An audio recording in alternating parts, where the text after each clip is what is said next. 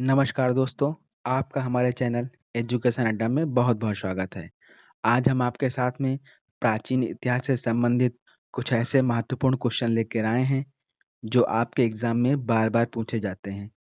आप इन्हें 2 से 3 बार में ज़रूर देखें, जिससे ये आपके दिमाग में पूरी तरीके से बैठ जाएँ। दोस्तों, आपसे एक और रिक्वेस्ट है, अगर आपको हमारा ये वीडियो और हमारी ये मेहनत पसंद आती है, तो आप इसे ज़्यादा से ज़्यादा लोगों के पास शेयर कीजिए और हमारे चैनल को ज़रूर सब्सक्राइब कीजिए। तो चलिए दोस्तों, शुरू करते हैं। तो हमारा क्वेश्चन है, बुद्ध की खड़ी प्रतिमा निम्न में से किसके काल में बनाई गई? तो आपके ऑप्शन हैं गुप्त काल, कुषाण काल, मौर्य काल या फिर गुप्तोत्तर काल में। तो आपका आंसर हो जाएगा कुषाण काल में। चलिए इसके बारे में जानकारी प्राप्त करते हैं। कुषाण शासक कनिष्क के समय में भारत में 2 नवीन कला शैलियों का जन्म हुआ था, जिसे मथुरा कला शैली तथा गांधार कला शैली कहा जाता है। गांधार कला शैली में काले स्लेटी पत्थर का प्रयोग किया गया है तथा केवल बौद्ध धर्म से संबंधित मूर्तियां बनाई गई हैं। मथुरा कला शैली में लाल बलुआ पत्थरों का प्रयोग किया गया है और इस कला शैली में बौद्ध धर्म, जैन धर्म तथा हिंदू धर्म से संबंधित मूर्तियां बनाई गई हैं। महात्मा बुद्ध की प्रथम मूर्ति मथुरा कला शैली में बनी है। बुद्ध की खड़ी वह बैठी मुद्रा में बनी मूर्तियां कुषाण काल में मथुरा में बनाई गई हैं। दोस्तों, यह क्वेश्चन आपके लिए बहुत ही इम्पोर्टेंट है।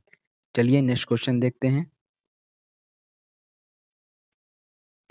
निम्न में से कौन सी गुप्तकालीन स्वर्ण मुद्रा है? आपके ऑप्शन हैं कौड़ी, दीनार, निष्क या पण। तो आपका आंसर है दीनार।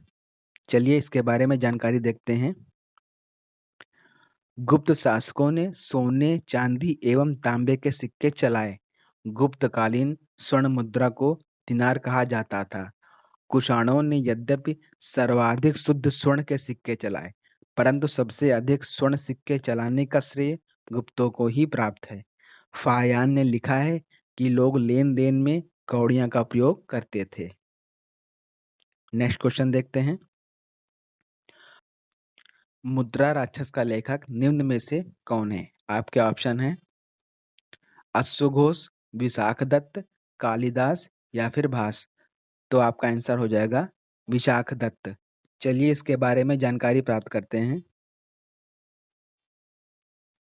अश्वघोष के द्वारा बुद्ध चरित्र, सौंदरानंद, सारिपुत्र प्रकरण लिखी गई है और कालिदास के द्वारा मालविकाग्निमित्रम, ऋतुसंहार, मेघदूत और रघुवंश लिखी गई है।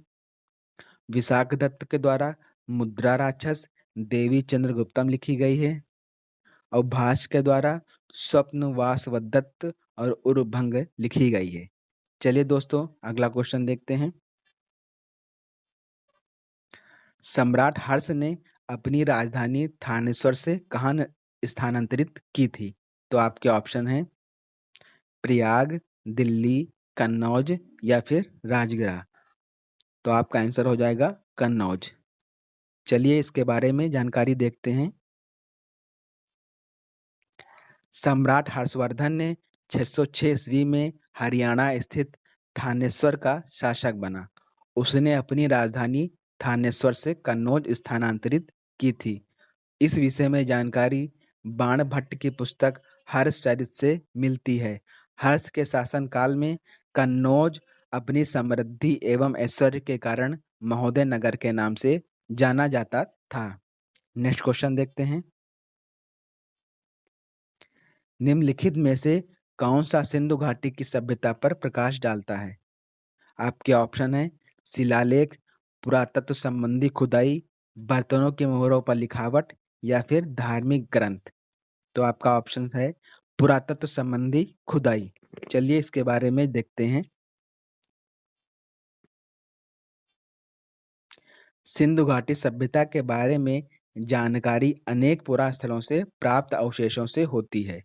अर्थात इस सभ्यता के बारे में विस्तृत जानकारी विभिन्न पुरातात्विक खुदाइयों के पश्चात ही हो सकी है। सिंधु सभ्यता के लोगों को लिपि जिसे भाव चित्रात्मक लिपि भी कहते हैं, का ज्ञान था, परंतु अभी तक इस लिपि को पढ़ने में सफलता प्राप्त नहीं हुई है। और हड़प्पा सभ्यता की खोज 1901 ईस्वी में भारतीय पुरातत्व सर्वेक्षण विभाग के महानिदेशक सर जॉन मार्शल के निर्देशन में राय बहादुर दयाराम साहनी ने किया था। नेक्स्ट क्वेश्चन देखते हैं। प्राचीन कार्य में आर्यों के जीविकोपार्जन का मुख्य साधन था कृषि, शिकार, शिल्पकर्म या फिर व्यापार। तो आपका ऑप्शन हो जाएगा शिकार। चलिए इसके बारे में देखते हैं। प्रारंभिक आर्य खाना बदोश एवं शिकारी थे, मतलब उनका जीवन यहाँ से वहाँ व्यतीत होता था, एक जगह से दूसरे स्थान पर। इनके जीवन में कृषि का महत्व बिल्कुल भी नहीं था।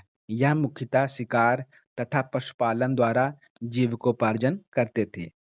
उत्तर वैदिक काल में ही आर्यों के स्थायी निवास के साथ, दोस्तों यहाँ साथ हैं साक्ष्य मिलते हैं, तथा उत्तर वैदिक काल में कृषि की महत्ता में वृद्धि हुई है। नेक्स्ट क्वेश्चन देखते हैं। ऋग्वैदिक काल में जनता निम्न में से किसमें विश्वास करती थी? तो ऑप्शन है मूर्ति पूजा, एकेश्वरवाद, देवी पूजा या फिर बल एवं कर्मकांड। तो आपका आंसर हो जाएगा फोर्थ, बल एवं कर्मकांड। चलिए इसके बारे में देखते हैं। ऋग्वैदिक काल में यज्ञ की प्रधानता थी। ऋग्वैदिक जनता बलि एवं कर्मकांड में विश्वास करती थी।